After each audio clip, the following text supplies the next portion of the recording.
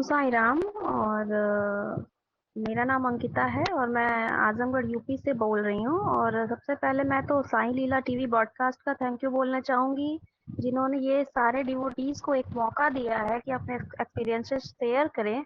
और इससे होता ये है कि जितने लोग प्रॉब्लम में होते हैं ना, उन्हें फिर से एक होता है नई राह जीने की, नई राह, एक सेल्फ मोटिवेशन मिलता है कि हाँ, आज भी बाबा हैं और प्रॉब्लम में वो आते हैं और लोगों की हेल्प करते हैं। तो इसके लिए thank you again Sai Leela TV. और मैं अब अपना एक्सपीरियंस बस यही बताना चाहूंगी कि मुझे ये नहीं पता कि मैं बाबा से कब जुड़ी। बस जुड़ गई, और कैसे जुड़ी मुझे भी नहीं पता। मैं बहुत छोटी थी और 6 स्टैंडर्ड में थी मैं। और मेरे घर एक ट्यूटर आते थे पढ़ाने, और मुझे उनसे नहीं पढ़ना था, मुझे अच्छा नहीं लगता था उनसे पढ़ना। मैंने घर में कहा, मेरी किसी ने नहीं सुनी।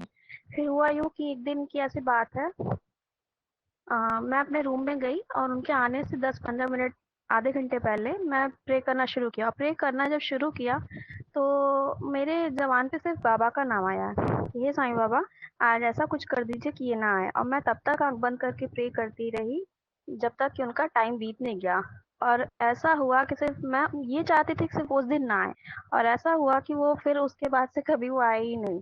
तो ये मेरे लिए एक मिरेकल था। लेकिन मैं 6 में थी तो इतना मुझे वो समझ नहीं आया कि हाँ, बाबा हैं या ऐसे कोई होता है, क्योंकि मेरे घर में सबकी ही पूजा होती है, सारे भगवान और सारे देवियों की। तो उसके बाद फिर बात आई गई हो गई।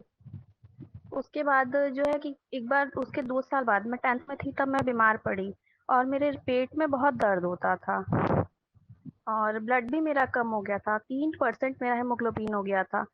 और दिन भर मैं ठीक रहती थी, रात में मुझे पेन होता था। तो मेरे रूम से लगा हुआ आंगन है, आंगन में ऐसे बुआ सोई थी। रात में मैं जब चिल्लाना शुरू की, अचानक वो भी प्रे करना शुरू की।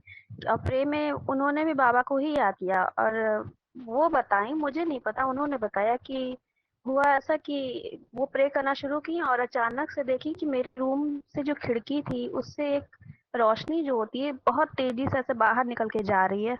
उसके बाद जब वो अंदर गई, देखी मेरे नाम लेके बुला रही, और देखी मैं सो चुकी थी। उसके बाद ही उन्होंने, एक होता है ना कि कोई भी प्रॉब्लम होती है तो लोग देवी देवताओं को या बाबा को ही कोई मन्नत रख देते हैं। तो उन्होंने भी मन्नत रख दी कि बाबा इसको सही कर दीजिए, तो हम लोग शिरडी आएंगे।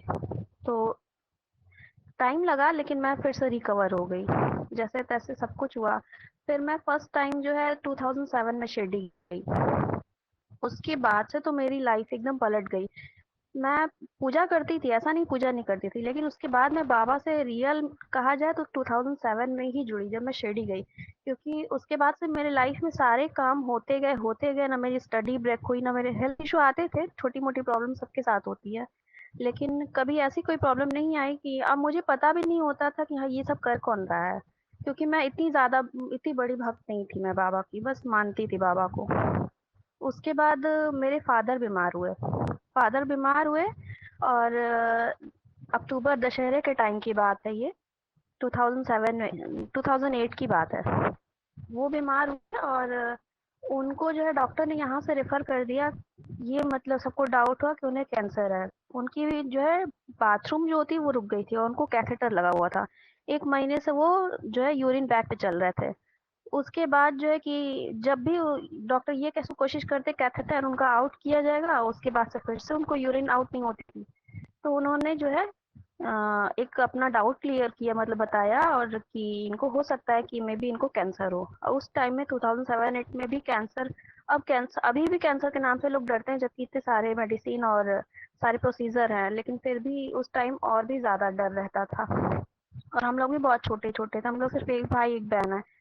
ये लगता था कि क्या होगा क्या नहीं होगा। उसके बाद मम्मी लेके पापा को बनारस नहीं दिखाने के लिए, तो वहां पे रिपोर्ट आई, उसमें बायोप्सी हुआ पापा का, उसमें भी कैंसर आया। और जब दशहरे का दिन था, हम लोग को याद है आज भी अच्छे से, दशहरे का दिन था। और मम्मी कॉल करके घर पे बता रही हैं कि हाँ, रिपोर्ट जो है पॉजिटिव आई है। उसके बाद जो है कि मैं बहुत रोई, बहुत रोई। और बाबा से पे किया कि बाबा, ये कैसे हो गया। उसके बाद फिर से जो है कि मम्मी जो है दूसरे, कुछ किसी ने कहा कि दूसरे डॉक्टर से ओपिनियन लो, वो गई और सॉरी, दूसरे डॉक्टर से उन्होंने अपना ओपिनियन लिया और दूसरे डॉक्टर ने भी अपना बायोप्सी कराया। और बायोप्सी में वहाँ के बायोप्सी में बाबा का मिरेकल यहीं से स्टार्ट होता है। वहाँ के बायोप्सी में कैंसर नेगेटिव आया और उस टाइम हम लोग की इकोनॉमिकल कंडीशन भी बहुत अच्छी नहीं थी। मुझे याद है मम्मी ने किसी से मतलब ऐसे पैसे जो है कि उधार लेके और सब कुछ, क्योंकि बहुत ज़्यादा पैसे लगने थे और उनके ट्रीटमेंट के लिए गई थी। उसके बाद जो है कि वहाँ गई और कैंसर जो है कि नेगेटिव आया। फिर जो है कि डॉक्टर इनको कहते हैं कि इनको हो सकता है कि इनके प्रोस्टेट में मांस जो है वो बड़ा हो और फिर जो है कि उनको ऑपरेशन करना होगा और सब कुछ ठीक हो जाएगा। मम्मी कही ठीक है और वो लेके गए और जब उनका दूरबीन से ऑपरेशन होना था, आधे पौन घंटे का प्रोसीजर था, 3 घंटे 4 घंटे लग रहे हैं। ओटी में सब लोग बाहर डर रहे हैं कि इतना छोटा ऑपरेशन इतने कम टाइम का, इतना टाइम क्यों लग रहा है। उसके बाद डॉक्टर मम्मी को बुला के अंदर कहते हैं कि मैम मैं एक बात बताना चाहता हूँ आपसे कि कैंसर तो इनको नहीं है और साथ में इनके प्रोस्टेट में जो था वो सिर्फ स्वेलिंग थी, मांस भी नहीं बढ़ा था।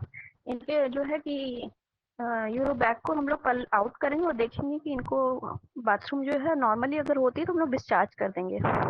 और थैंक्स टू बाबा, और ये बहुत बड़ा मिरेकल था कि कैंसर भी नहीं था, ऑपरेशन भी नहीं करना पड़ा, मांस भी उनकी नहीं बढ़े थे, सिर्फ एक स्वेलिंग थी। इन्फेक्शन से उनको यूरिन इन्फेक्शन हो गया था जिसकी वजह से जो है कि उनकी स्वेलिंग हो गई थी। और फिर डॉक्टर दूसरे दिन उनको वही प्रोसीजर करते हैं, कैथेटर आउट करते हैं और नॉर्मल यूरिन होती है। डॉक्टर ने भी सारे पैसे रिटर्न कर दिए। और फिर बाबा को मतलब हम लोग तब से मानने लगे। फिर मम्मी पापा, मैंने भी कहा था कि बाबा आप जैसे हमें सही किए पापा को सही कर दीजिएगा। मम्मी की भी ऐसी प्रॉब्लम थी अस्थमेटिक की, मम्मी को भी बाबा ही बचाए। उसके बाद जो है कि मेरी लाइफ मेरी लाइफ मेरी लाइफ है ही नहीं। मुझे पता नहीं मैं कब क्या करती हूँ क्या नहीं करती हूँ, मुझे नहीं पता। मेरी लाइफ बस एक होता है, चलती रहती है चलती रहती है बाबा की कृपा से। और अभी रिसेंटली मेरी कभी मैंने मुझे याद नहीं कि मैं कभी बाबा से कोई विश अपने लिए मांगी हूँ, क्योंकि मेरे मांगने से पहले ही बाबा पूरी कर देते हैं। इवन मुझे कपड़े की भी जरूरत होती है कि लगता है कि हाँ ये कपड़ा लेना है या वहां जाना है, मुझे करना है, तो मैं कैसे करूंगी। और वो चीजें भी पूरी हो जाती हैं। समझ नहीं आता था लेकिन अब लगता है कि हाँ सबके पीछे बाबा ही है और हर समय साथ रहते हैं। बाबा सबके साथ रहते हैं, जो उनको मानता है सबके रहते हैं। उसके बाद जो है कि मेरे साथ कुछ प्रॉब्लम हो गई थी और मेरी एक विश थी जो अभी तक खैर पूरी नहीं हुई है। और मैं हर काम, कोई भी काम करती हूँ मैं बाबा से पूछ के ही करती हूँ। जैसे चिट बना लेती हूँ यस और नो लिख के उस पे, और जो भी पूछना होता है मैं बाबा से पूछती हूँ। बाबा अगर आंख बंद करके फिर उठाती हूँ, जो यस आता है तो यस रहता है, नो आता है तो नो रहता है। तो उस हिसाब से मैं काम करती हूँ। लेकिन वो विश मेरी अभी तक पूरी नहीं हुई, लेकिन उसके चलते मेरे लाइफ में बहुत सारी प्रॉब्लम क्रिएट हुई, बहुत बहुत ज़्यादा। और मैं इतनी टूट गई कि मैं 3 महीने तक फिर बाबा की पूजा ही नहीं की, किसी की पूजा नहीं की। ना मैं मंदिर जाती थी, ना प्रसाद खाती थी, ना घर के मंदिर में हाथ जोड़ के कभी खड़ी होती थी। तो बाबा ने कहा कि तुम ऐसे नहीं मानोगे। फिर ऐसे ही मैं मोबाइल चला रही थी, यूट्यूब ऐसे देख रही थी और अचानक से आपके साईं लीला टीवी मेरा साईं मेरा विश्वास एपिसोड 1 मैंने देखा टाइम। तो उसमें मतलब एक मैडम थी, वो अपना स्टोरी बता रही थी पूरा। फिर धीरे धीरे मेरा जो है चार्म जो है होता है उधर बढ़ता गया। मैं फिर आप वही उसके बाद से मैंने आपका चैनल सब्सक्राइब कर लिया। मुझे इतना ज्यादा, मैं जितना भाग रही थी बाबा से, बाबा नहीं मुझे अपनी तरफ खींच रहे थे। और सितंबर अक्टूबर 2018 की बात है। उसके बाद से फिर बाबा जो है कि बाबा से मैं पूरी तरह जुड़ गई। कहते हैं ना कि बाबा मेरी मतलब हर मेरी लाइफ है बाबा, उनके अलावा मैं कुछ नहीं हूँ। मैं रात में सोती हूँ, बाबा के 11 वचन है उनको पढ़ती हूँ, मन मन रिपीट करती हूँ, फिर सोती हूँ। सुबह उठती हूँ बाबा का नाम लेती हूँ, उठती हूँ, दिन भर मेरा बाबा के नाम पे ही बीतता है। और उसके बाद जो है कि फिर से मेरा शिरडी आने का मन हुआ कि मैं शिरडी आना चाहती हूँ। बाबा से पूछा कि मैं शिरडी आना चाहती हूँ, आप आओगे? बाबा का यस। लेकिन मैं जितनी कोशिश करती थी, बाबा का मतलब अजीब खेल बाबा खेलते हैं। जितनी कोशिश करती थी टिकट नहीं होते थे। मैंने तत्काल टिकट की कोशिश की, सब कुछ किया, लेकिन कभी मुझे टिकट नहीं मिला शिरडी के लिए। 2 महीने 3 महीने पहले फिर मैंने अपनी फ्रेंड से कहा कि चलो हम लोग शिरडी चलते हैं, प्लान करते हैं। उसने कहा ठीक है। उसके बाद जो है कि फिर हम लोग फिर कुछ हुआ ऐसा कि मैं मेरा मूड ही चेंज हो गया। मुझे लगा कि जब आप चाह ही नहीं रहे तो ठीक है, अब देखते हैं आपकी क्या मर्जी। अब साइलेंट होके बैठ जाऊंगी तभी पता चलेगा कि आप चाहते क्या हो आखिर में। उसके बाद मेरी फ्रेंड, जनवरी में उसका, इसी जनवरी 2019 में उसका प्लान बना और उसने रिजर्वेशन कराया। फिर उसने मुझसे कहा कि अंकिता क्यों नहीं चलती मेरे साथ, तुम भी चलो। मैं चाहती हूँ तुम भी चलो। हम क्या कहते, तुम लोग जा रहे हो, मैं कैसे जाऊंगी। क्या कि काम करो, तुम काउंटर टिकट ले लो और हम लोग के साथ चलो। आप बिलीव नहीं मानोगे, जो टिकट 2 महीने 3 महीने पहले से नहीं हो रहा था, वो एक हफ्ते पहले मैंने लिया और वो फुल कंफर्म हो गई। और इससे बड़ी मतलब मैं सोचती हूँ, बाबा आप क्या खेल खेलते हैं। इंसान पहले कोशिश करता है, कोशिश कराते हो, आप उसे थकाते हो, सब कुछ करते हो, भगाते हो। उसके बाद जब वो लग जाता है तो उसका काम ही नहीं होता है। जब वो थक के निराश होकर एकदम बैठ जाता है तब उसे अपनी तरफ आप आकर्षित करते हो। और शायद बाबा का यही तरीका है कि एकदम कोई निराश हो जाए तो बाबा तब आके उसे एकदम थाम लेते हैं एकदम से। उसके बाद मैं शिरडी गई और मैं यहाँ चरित्र बाबा का मैं अखंड मैंने वो किया है कि मैं चरित्र कभी गैप नहीं होता है, मैं चरित्र डेली पढ़ती हूँ। एक लेसन नहीं, लेकिन मैं डेली पढ़ती हूँ चरित्र। उसके बाद मैं चरित्र पढ़ती थी तो उसमें पढ़ती थी कि बाबा किसी को गले लगाते थे, किसी के सिर पे हाथ रखते थे, किसी को उदी देते थे, किसी से मतलब बहुत अच्छे से प्यार करते थे और बात करते थे। मेरे मन में भी आया और मैं यहाँ से बोल के गई कि बाबा मैं शिरडी जाऊंगी, किसी भी रूप में आके मेरे सिर पे एक बार हाथ रख दीजिएगा बस, मुझे और कुछ नहीं चाहिए। क्योंकि मैं बाबा बहुत पेन से गुजरी हूँ, बहुत सफर की हूँ, कोई जाने ना जाने, आप जानते हो। उसके बाद जो है कि फिर वो बात मैं भूल गई। और यहाँ पे मेरा रूटीन ये था कि मैं काकड़ आरती और सब कुछ जो है कि डेली देखती थी। शाम की आरती यूट्यूब से मैं वहाँ की देखती रहती थी। और फिर मैं वहाँ गई और वहाँ जाते ही मतलब मुझे इतनी अंदर से खुशी हुई कि मैं सच में, मुझे बिलीव नहीं हो रहा था मैं शिरडी आ गई हूँ। और शिरडी गई और बाबा की शाम की आरती हो रही थी और जैसे लग रहा था सब कुछ हम लोग के लिए बाबा इंतजार कर रहा है। और जैसे ही हम लोग अंदर गए, वो जो बैरियर वगैरह रहता है वो बंद कर दिया गया। अंदर हम लोग बैठ के आराम से, शाम की पहले दिन की बात है, शाम की आरती देखे पूरा बाबा की। और उसके बाद बाबा का अच्छे से दर्शन किया। और जैसे ही बाबा को देखा एकदम मैं बहुत रोई, बहुत बहुत रोई। और मुझे नहीं पता मैं क्यों रोई, शायद ये बाबा का प्यार ही है। जो जो जिसको करते हैं, जिसको फील होता है वही जानता है। बाकी लोग तो हंसते हैं कि ऐसे थोड़ी होता है, लेकिन जो बाबा को जानते हैं वो ही जान पाते हैं कि मतलब बाबा से जो रिलेशन है वो बहुत अलग टाइप का है। उसकी बस कोई कोई फील कर बता नहीं सकता है। उसके बाद फिर हम लोग वहां से निकले बाहर। तो वहां पे हम लोग घर से, मैं अपने आजमगढ़ से ही एक दुपट्टा लेके गई थी कि बाबा मैं आपको दुपट्टा एक भेंट करना चाहती हूँ। मुझे नहीं पता था कि वहां पे ऐसे चादर, क्योंकि हम लोग बहुत पहले गए थे और सारे वहाँ के नियम अब चेंज हो चुके हैं। तो सुबह की आरती में लोग कहते हैं कि गुलाब जल, गुलाब का फूल चढ़ता है। और मुझसे किसी ने वहाँ पे, शॉप वाले ने कहा कि ये चादर जो है अभी चढ़ेगी, सुबह नहीं चढ़ेगी। और मैं वो साईं आश्रम में छोड़ के आ गई। साईं आश्रम में हम लोग स्टे किए थे और साईं आश्रम से साईं समाधि मंदिर काफी डिस्टेंस पे थी और आरती शुरू होने वाली थी। तो मेरी मदर ने कहा कि जाओ लेती आओ। मैं कही कि मैं आरती नहीं छोड़ सकती, तो आरती देखूंगी और मैं लेने जाऊंगी, तब तक आरती निकल जाएगी। तो फिर वहीं से मैंने एक चादर खरीदी, मेरी फ्रेंड्स ने भी ली, हम लोग काफी लोग गए हुए थे, सबने ली। सब बाहर निकले, जब हम लोग दर्शन करके निकलने लगे, सबने कहा कि बाबा, वो जो वहाँ के पंडित जी महाराज होते हैं, उन्होंने मेरी चादर चढ़ाई, मेरी चादर चढ़ाई। और मुझे बिल्कुल होश तक नहीं, मैं इतना रोई थी, मुझे नहीं पता कि वहाँ मेरे हाथ से। और हार खरीदा था मैंने बाबा के लिए बड़ा सा। तो उसके बाद जो है कि मुझे नहीं पता कि वो चढ़ाए कि नहीं चढ़ाए। बाहर निकले तो मम्मी बोली कि वो चढ़ाए हैं लेके।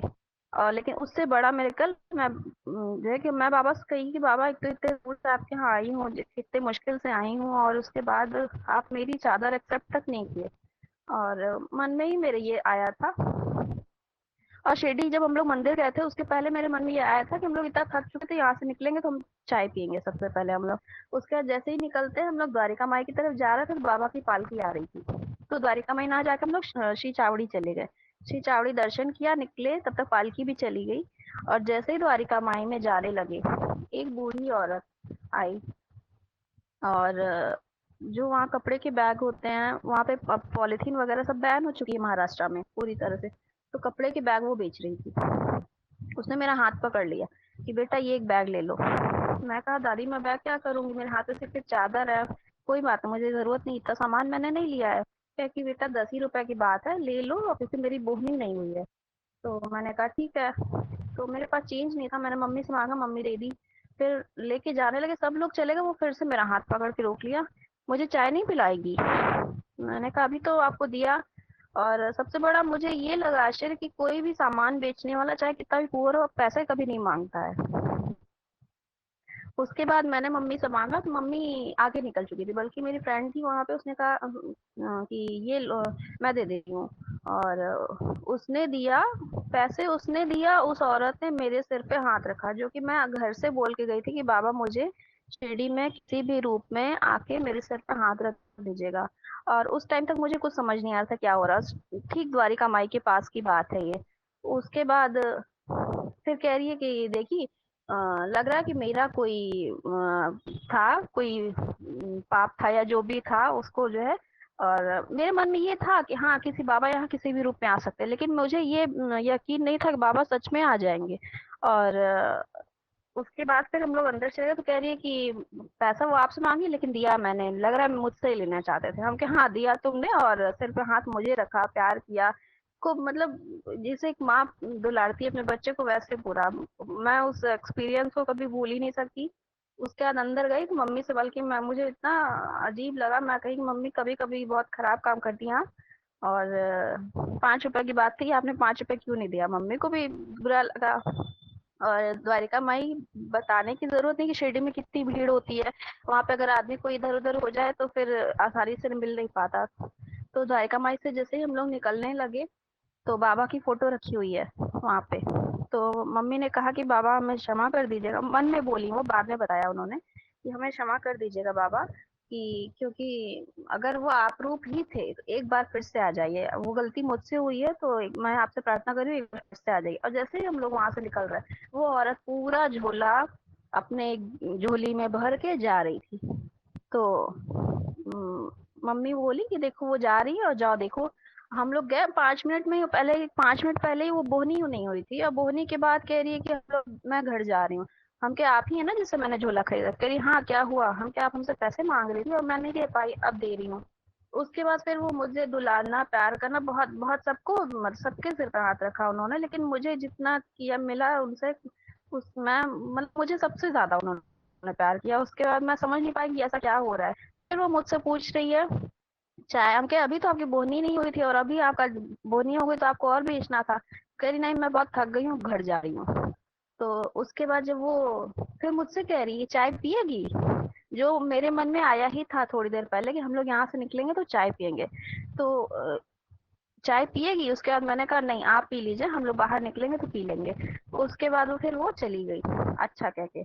और उस फिर जब हम लोग आश्रम में आए, सारी चीजें मैंने कनेक्ट करनी शुरू की। उस टाइम मुझे कुछ होश नहीं कि मैं क्या थी क्या नहीं, वरना उस टाइम तो मुझे समझ आता तो मैं वहीं पैर पकड़ के लटक गई होती कि नहीं मैं नहीं जाने दूंगी। और मेरे साथ एक्चुअली ये फर्स्ट एक्सपीरियंस था, इसलिए मैं और नहीं समझ पाई कि हाँ बाबा आते हैं दर्शन देते हैं लेकिन मुझे भी देंगे, ये मैं मतलब मेरे लिए अनबिलीवेबल था।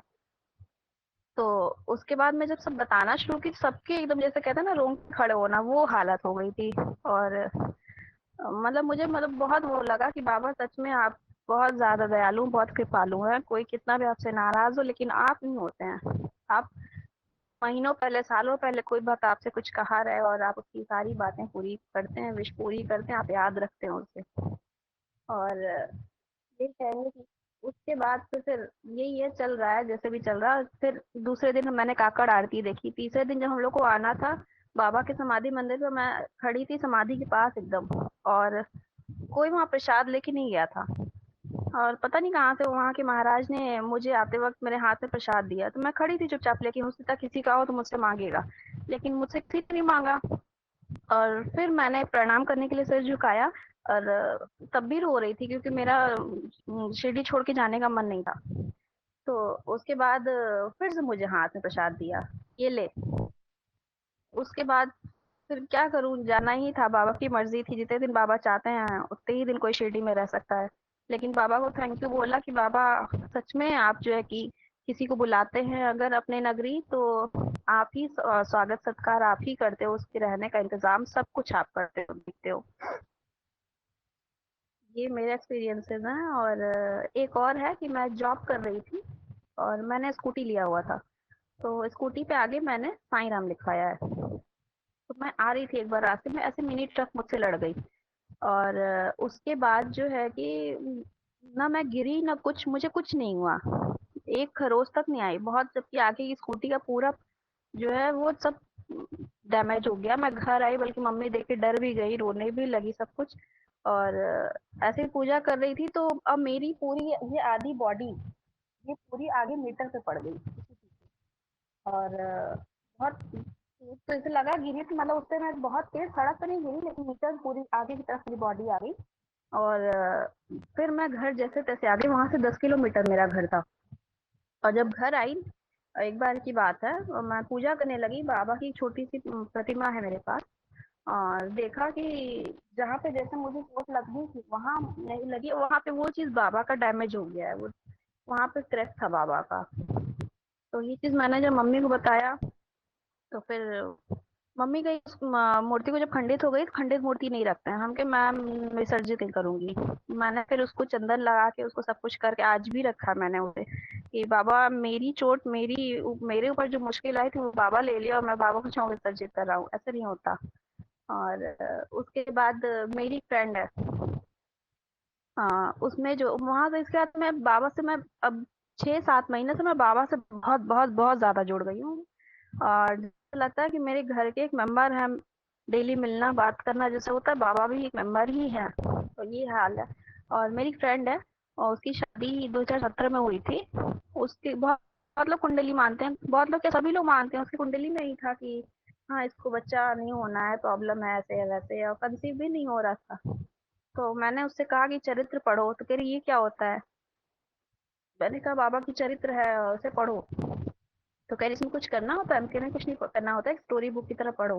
बल्कि उसके पास बुक थी भी नहीं, मैंने मोबाइल पे लिंक भेजी, मोबाइल पे उसने डाउनलोड किया और पढ़ना शुरू किया। ठीक 9वें दिन, अभी 9वां दिन था, ठीक 9वें दिन उसे गुड न्यूज मिली, उसने मुझे नहीं बताया।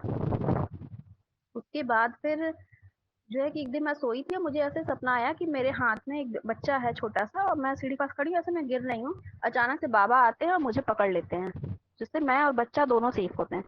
तो मैं सुबह सुबह उठी और नहा धो के सबसे पहले बाबा के पास गई।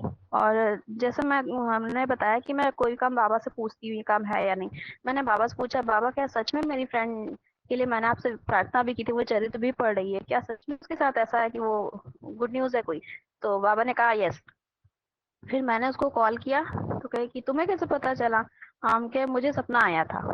तो कह रही है कि अच्छा। तो कह रही मैं सोची तभी नहीं बताऊंगी, लेकिन तुम नहीं बताई, लेकिन जो है कि हो गया ऐसा। तो ऐसे बहुत सारे मेरे कल्स हैं जो होते रहते हैं। और मैं मुझे तो एक्साइटमेंट में आधे तो याद भी नहीं आ रहा है, और हमेशा हर दिन कुछ ना कुछ होता है और कैसे भी। और एक बार की बात है कि मैं बाबा से ऐसे कही कि बाबा मैं आपकी पूजा इतने दिन से करती हूँ, इतने सालों से करती हूँ, छोटी तब से करती हूँ। और जब मेरा साईं मेरा विश्वास देखना शुरू किया मैंने, तब उसमें लोग बताते थे जब अपने अनुभव, तो उसमें मैं साईं सचरित्र का नाम सुनी थी।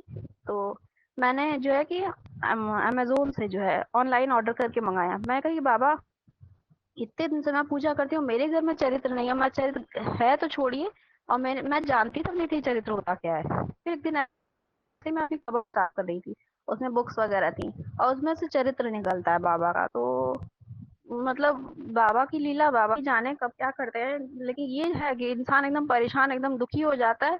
पहले उसको परेशान करते दुखी करते हैं, ऐसा लगता है मुझे, उसके साथ खेलते हैं और मुझे एकदम देखते हैं, हाँ तुम कोशिश कर लो बेटा, कर लो जितना करना है, उसके बाद मैं बताऊंगा। और लेकिन ये है कि बाबा कभी किसी को अकेला नहीं छोड़ते, बाबा आते हैं, बाबा है, बाबा आज भी आते हैं, और जो उनको बुलाएगा बाबा आएंगे। और बहुत सारे अनुभव है, लेकिन फिलहाल इतना ही। और बस ये कहूंगी love you Baba, love you so much, और जैसे मेरे ऊपर कृपा की है सब पे करिए, सब पे करिए। और कोई भी मतलब पूरे वर्ल्ड में कोई हो भी दुखी ना रहे, इंसान क्या जानवर भी दुखी ना रहे, क्योंकि दुख क्या होता है जिसके ऊपर पड़ता है वही जानता है। सबके पास दुख है, सबके अलग अलग प्रॉब्लम्स है। और कभी किसी को अकेला मत छोड़िए। Thank you. ओम साई राम।